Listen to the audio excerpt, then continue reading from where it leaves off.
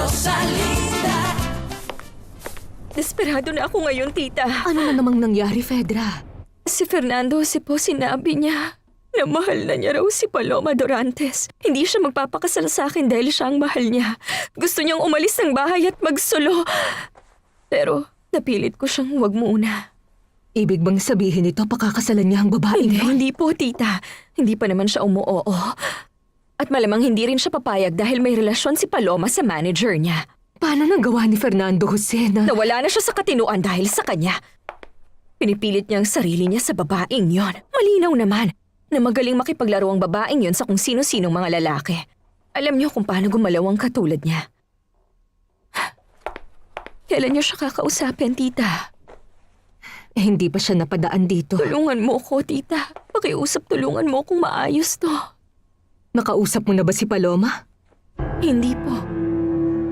Gawin mo, Fedra. Kausapin mo si Paloma. Kausapin mo ang babaeng yon. Iha, kumalma ka muna. Hindi ko po kayang kumalma. Sobra akong kinakabahan. Nandito na pala ang doktor. Doktor, may resulta na po ba yung ginawa niyong test sa akin? May pag-asa po ba ako? May pag-asa po ba ako magkaanak? Wala na, senyora. Hindi ka na magkakaanak.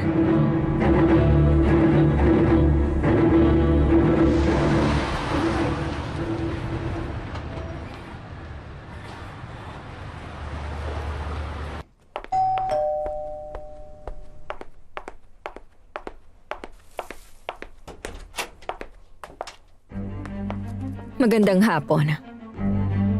Magandang hapon. Gusto kitang makausap. Gusto kong pag-usapan natin ang isang napakahalagang bagay. Pasok ka.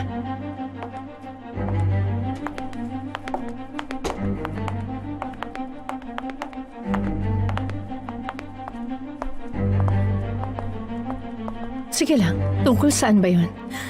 Gusto kong mag-uusap tayong dalawa, babae sa babae. Siya yun. Siya nga yun.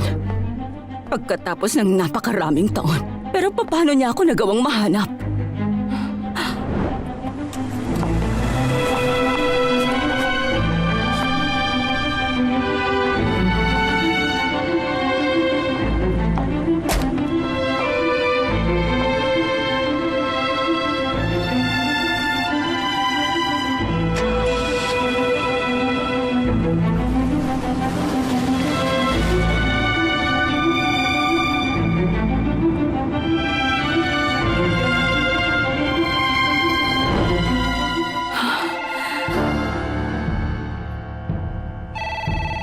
Kailangan ko nang sagutin ang tawag niya. Kung hindi, tatawag lang siya ng tatawag at baka masagot pa ni Berta o kaya ni Abril. Sino to? Alam kong ikaw yan, Valeria. At huwag mong susubukang ibaba. Gusto kita makausap. Paano mo ko nagawang tawagan na parang wala lang nangyari matapos ang napakaraming taon? Alam kong nagulat ka sa pagdating ko. Maniwala ka, hindi ito madali. Napakataas ng pride ko. Halata naman kahit hindi mo sabihin.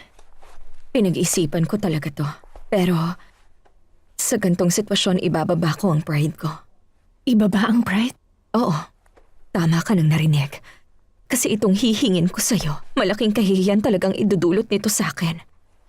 Anong gusto mong hilingin sa akin? Hindi mo maintindihan?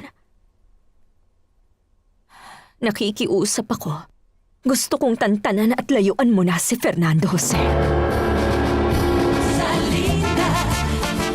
Rosalinda.